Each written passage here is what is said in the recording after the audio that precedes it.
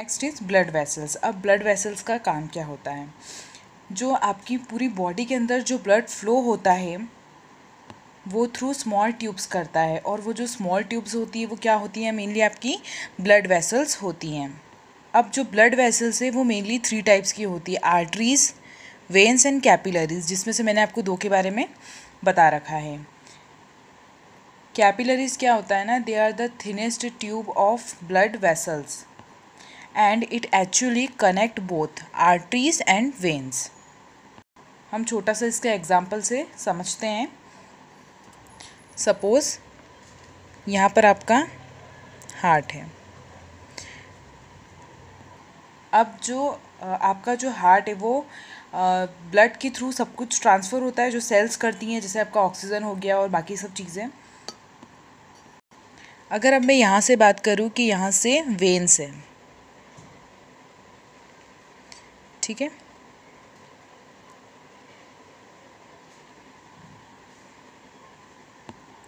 Connected है heart से, और यहाँ से जो निकलता है वो होता है आपका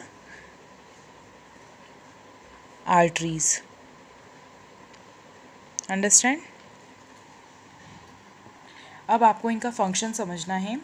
जो वेन्स होती हैं वो ब्लड को कैरी करती हैं टुवर्ड्स द हार्ट, और जो आर्टरीज होती हैं वो ब्लड को कैरी करती हैं away from the heart. Means जो भी ब्लड आपकी बॉडी में आएगा, स्पेसिफिकली डीऑक्सीजनेटेड ब्लड, जिसमें CO2 प्रेजेंट हो, जो ब्लड इम्प्योर हो, जिसमें जो साफ़ ना हो, गंदा ब्लड जो रहता है, अंडरस्टैंड, जिसको हम बोलते हैं डीऑक्सीजनेटेड ब्लड, वो कहाँ पर प्रेजेंट होता है? वेन्स के अंदर प्रेजेंट होगा।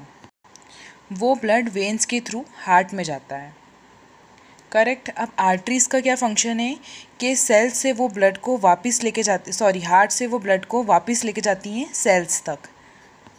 अब यहाँ पर जो ब्लड होता है वो ऑक्सीजनेटेड ब्लड होता है, मीन्स प्योर ब्लड होता है। अब यहाँ से वेन्स, यहाँ से आर्टरीज़। अब उसके बाद यहाँ से बहुत सारी वेन्स निकलती है बॉडी के अंदर। अब यहाँ पर बहुत थिनेस्ट ट्यूब्स आती हैं, जो अगेन जाकर किससे कनेक्ट हो जाती है? आपकी वेन्स से कनेक्ट हो जाती है या अटैच हो जाती है। ये जो अब थिनेस्ट ट्यूब है इसको बोलते हैं कैपिलरीज।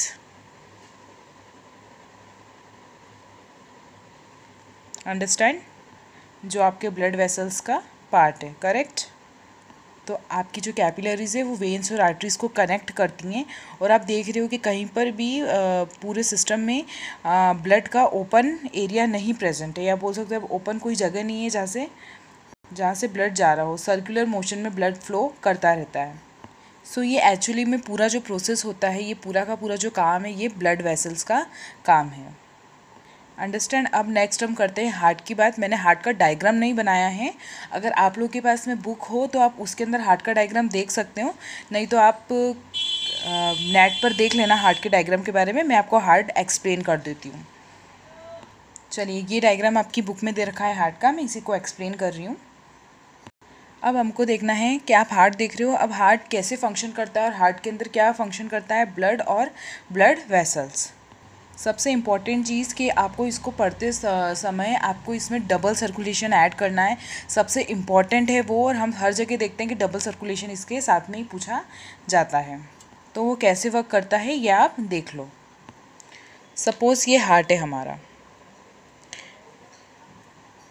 आपने एक चीज़ देखी होगी, हमारी जो सेल्स हैं वो वेन्स के थ्रू ब्लड को लेके जाते हैं। ये अभी हमने पढ़ा है लास्ट में, अभी मैंने आपको बताया है। यहाँ से वेन्स के थ्रू डीऑक्सीजनेटेड ब्लड आता है।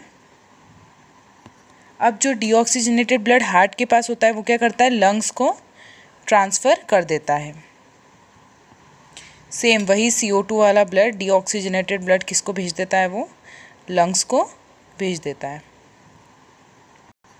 अब क्या हुआ? सेल्स ने डीऑक्सीजनेटेड ब्लड को ट्रांसपोर्ट किया हार्ट में, और हार्ट ने क्या किया? वही सेम ब्लड को फिर से पास कर दिया किसको? लंग्स को। अब लंग्स क्या करता है कि लंग्स इसमें से CO2 को बाहर फेंक देता है और ऑक्सीजन कलेक्ट कर लेता है और फिर वही ब्लड को वो वापस किसको भेजता है, हार्ट को भेजता है। इसके अंदर कौन सा ब्लड प्रेजेंट रहता है आपका, ऑक्सीजनेटेड ब्लड प्रेजेंट रहता है। ये मैं आपको एक समझाने के तौर पे बता रही हूँ कि आपको अच्छे से समझ में आ जाए कि हार्ट का फंक्शन क्या है। अब आप समझ रहे हो, ये साइकिल यहाँ पर आई, फिर लंग्स ने क्या किया, CO2 को एक्सेल कर दिया और ऑक्सीजन को वापस हार्ट में भेज दिया। अब हार्ट क्या करेगा कि आर्टरीज़ की हेल्प से वापस सेल को ब्लड ट्रांसपोर्ट कर देगा, आर्टरीज़ की हेल्प से। ओके, कौन सा ब्लड, ऑक्सीजनेटेड ब्लड। ये जो आपका प्रोसेस है किसका है, डबल सर्कुलेशन का। अब इसको डबल सर्कुलेशन क्यों कहते हैं, एक साइकिल तो आपकी ये रही, ठीक है, हार्ट और सेल के बीच में, और दूसरी साइकिल आपके किसके बीच में है, हार्ट और लंग्स के बीच में, इसलिए इनको बोलते हैं डबल सर्कुलेशन साइकिल। चलो अब हम हार्ट पे आते हैं। अगर मैं हार्ट की बात करूँ तो ये बात सबको पता है कि हार्ट जो होता है वो 4 चैम्बर होता है। हार्ट के अंदर कितने चैम्बर प्रेजेंट होते हैं, 4 चैम्बर प्रेजेंट होते हैं। देखो 1 2 3 4 दिख रहे हैं आपको 4 चैम्बर। हार्ट के अंदर कितने चैम्बर प्रेजेंट होते हैं, 4 चैम्बर प्रेजेंट होते हैं। अगर हम बुक के अकॉर्डिंग पढ़ें तो ये वाला जो पोर्शन है ये हमारे लिए लेफ़्ट है और ये हमारे लिए राइट है। लेकिन अगर हम ह्यूमन एनाटॉमी की बात करें तो अगर हम स्ट्रेट खड़े होंगे तो ये पोर्शन हमारे लिए लेफ़्ट होगा और ये हमारे लिए राइट होगा।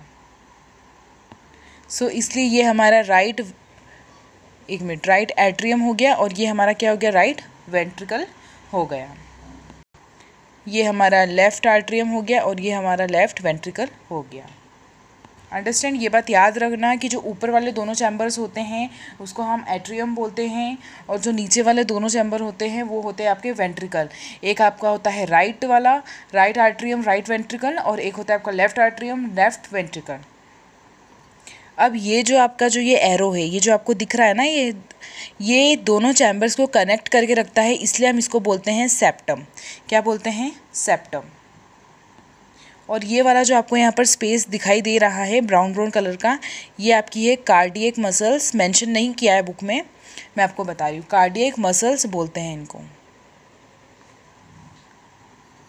आई होप आपको पूरा स्ट्रक्चर समझ में आ गया होगा। अब हमको ये देखना है कि ये कैसे वर्क करता है। ये है आपकी वेन्स, ठीक है। तो पहली बार जब आपका ब्लड एंटर होता है तो वो राइट साइड से होता है, राइट एट्रियम के अंदर एंटर होता है। अब इस जो वेन है इसको हम वेना कावा बोलते हैं। आपको दिख रहा होगा यहाँ पे लिखा हुआ है वेना कावा। क्यों, क्योंकि यहाँ पर बहुत सारी वेन्स मिलके एक बड़ी ट्यूब या बोल सकते हैं आप बड़ी वेन बनाती है, जिसके लिए हम इसको बोलते हैं वेना कावा। जो राइट आर्ट्रियम रहता है ना वो हमेशा रिलैक्स फॉर्म में रहता है। जैसे इसके अंदर ब्लड एंटर हुआ ये कॉन्ट्रैक्ट फॉर्म में आ जाता है। आप समझ रहे हो ना, कॉन्ट्रैक्ट फॉर्म, जैसे आप रिलैक्स में हैं, ठीक है। जैसे ही ब्लड उसके आर्ट्रियम के अंदर गया, राइट आर्ट्रियम के अंदर, तो क्या हुआ, आप कॉन्ट्रैक्शन की प्रोसेस स्टार्ट हो गई और फिर प्रेशर क्रिएट होता है। तो फिर ब्लड कहाँ पर ट्रांसफ़र हो जाता है, राइट वेंट्रिकल में ट्रांसफ़र हो जाता है। अब ध्यान देना, ठीक है। मैंने भी आपको बताया कि जैसे ही सबसे पहले ब्लड आता है आपका राइट आर्ट्रियम के अंदर, तो जैसे ही ब्लड आता है वो कॉन्ट्रैक्ट हो जाता है। लेकिन जैसे ही राइट आर्ट्रियम ने ब्लड दिया किसको, राइट वेंट्रिकल को, तो ये कॉन्ट्रैक्ट हुआ था, कौन सा हमारा राइट आर्ट्रियम कॉन्ट्रैक्ट हुआ था। अब क्या होगा, राइट आर्ट्रियम जो है वो रिलैक्स हो जाएगा और आपका जो राइट वेंट्रिकल है वो कॉन्ट्रैक्ट हो जाएगा। समझ रहे हो, मतलब जहाँ पे ब्लड आएगा वहाँ पे कॉन्ट्रैक्शन की प्रोसेस स्टार्ट हो जाएगी, क्योंकि अगर प्रेशर एक्सर्ट नहीं होगा तो आपके नेक्स्ट चैम्बर के अंदर ब्लड नहीं जा पाएगा और हमको पूरा सर्कुलेट करना होता है ब्लड को, इसलिए प्रेशर का होना ज़रूरी होता है। अंडरस्टैंड। अब यहाँ पर जब ब्लड फिल हुआ तो यहाँ से इसने ब्लड को ट्रांसफ़र किया कहाँ पर, टू द लंग्स। और इस ट्यूब को हम बोलते हैं आर्टरीज़, क्योंकि हमने पहले ही पढ़ा है कि जो वेन्स होती हैं वो कैसे वर्क करती हैं, टूवर्ड्स द हार्ट वर्क करती है, और arteries away from the heart work करता है। मतलब कैसे ब्लड कैरी करेगी artery, away from the heart. तो इस जो ट्यूब है इसको हम क्या बोलते हैं, पल्मोनरी आर्टरीज़ बोलते हैं। क्या बोलते हैं, pulmonary arteries, which is the longest tube. अब पल्मोनरी आर्टरी ही ऐसी आर्टरी है जिसके अंदर डीऑक्सीजनेटेड ब्लड आता है, अदरवाइज सब में ऑक्सीजनेटेड ब्लड आता है। अब लंग्स हो गया। अब लंग्स क्या करेगा, CO2 को एक्सेल करेगा और ऑक्सीजनेटेड ब्लड को वापस हार्ट को सप्लाई कर देगा या ट्रांसपोर्ट कर देगा। तो जो ब्लड आता है लंग्स से वो इस पैसेज से आता है, ठीक है, यहाँ से आता है। यहाँ पे आपको एरो दिख रहे होंगे। तो ये आपकी क्या हो गई, वेन हो गई। तो आपने अभी क्या बताया था कि जैसे मैंने अभी आपको बताया कि पल्मोनरी आर्टरीज़ का क्या काम होता है, वो लंग्स को सप्लाई करती है। अब वापस ऑक्सीजनेटेड ब्लड जब हार्ट के पास वापस आ रहा है तो उसको कौन लेके आएगा, पल्मोनरी वेन्स लेके आएगी। क्यों, क्योंकि वो टूवर्ड्स द वेन्स काम करती है। तो हमने उसको क्या कहा, पल्मोनरी वेन्स। अब इसने कहाँ पर एंटर किया, लेफ्ट आर्टरियम के अंदर एंटर किया। अब ये बात याद रखना, पहली बार जो ऑक्सीजनेटेड ब्लड एंटर करता है वो आपका लेफ़्ट आर्टरियम के अंदर करता है। अंडरस्टैंड। अब वही प्रोसेस अगेन होगी। अब जैसे ही लेफ़्ट आर्टरियम के अंदर ऑक्सीजनेटेड ब्लड आया, उसने कॉन्ट्रैक्ट किया। जैसे ही उसने कॉन्ट्रैक्ट किया तो जो आपका ये जो ब्लड है ये आपके कहाँ पे आ गया, लेफ़्ट वेंट्रिकल के अंदर आ गया, और जो आपका लेफ़्ट आर्टरियम था वो रिलैक्स हो गया। अब कौन होगा कॉन्ट्रैक्ट, लेफ़्ट वेंट्रिकल कॉन्ट्रैक्ट होगा। समझ रहे हो ना। यहाँ से ब्लड इस हाथ, मतलब मेरे हाथ को देखो, ये आपका है लेफ़्ट आर्टरियम और ये आपका है लेफ़्ट वेंट्रिकल, ठीक है। यहाँ पर सबसे पहले ब्लड आया। अब मैंने इसको सप्लाई किया। तो मैंने कैसे किया, अगर मैं कॉन्ट्रैक्ट करूँगी तभी तो मेरे इस हाथ के अंदर ब्लड आएगा। जैसे ही मैंने कॉन्ट्रैक्ट किया तो मेरे लेफ़्ट वेंट्रिकल के अंदर ब्लड आ गया। जैसे ही मैंने इसको कॉन्ट्रैक्ट किया तो वो नेक्स्ट चैम्बर में जाएगा। ऐसी प्रोसेस पूरी चलेगी। अब हमने देखा कि हमारा लेफ़्ट वेंट्रिकल के अंदर पूरा ऑक्सीजनेटेड ब्लड फील हो गया। अब यहाँ से जो आप ट्यूब देख रहे हो, ये जो ट्यूब है ये आपके ब्लड को मतलब आपकी पूरी बॉडी के अंदर सर्कुलेट करती है, ठीक है। अगेन यही प्रोसेस ऐसे ही चलती रहती है। और जो आपका ऑक्सीजनेटेड ब्लड रहता है वो वापस सेल के पास जाता है रेस्पिरेशन की प्रोसेस करने के लिए, और फिर वो वेन्स के थ्रू आपके हार्ट में जाता है। तो इस तरीके से हमारा हार्ट काम करता है। अब एक बहुत इंपॉर्टेंट बात है कि आपका राइट एट्रियम के साथ में लेफ़्ट वेंट्रिकल काम करता है और लेफ़्ट आर्टरियम के साथ में राइट वेंट्रिकल काम करता है। मतलब जब राइट आर्टरियम कॉन्ट्रैक्ट करेगा तब लेफ़्ट वेंट्रिकल भी कॉन्ट्रैक्ट करेगा, ठीक है। जब राइट वेंट्रिकल कॉन्ट्रैक्ट करेगा तो लेफ़्ट वेंट्रिकल भी कॉन्ट्रैक्ट करेगा। तो मतलब ऑपोजिट वाले एक साथ काम करते हैं। तो ये थी आपकी हार्ट की प्रोसेस। अब हम लास्ट टॉपिक की बात करते हैं, आपका फोर्थ, लिम्फ। अब लिम्फ का काम क्या होता है, it is actually similar to the plasma of blood but contains less protein. It is colorless. अब एक्चुअली में लिम्फ का फंक्शन क्या है, अब जो आपका जो डाइजेस्टेड और एब्जॉर्ब्ड फैट होता है ये सारा का सारा इंटेस्टाइन से ले लेता है, and it drain excess fluid from the extracellular to back to the blood. So it is all about circulatory system.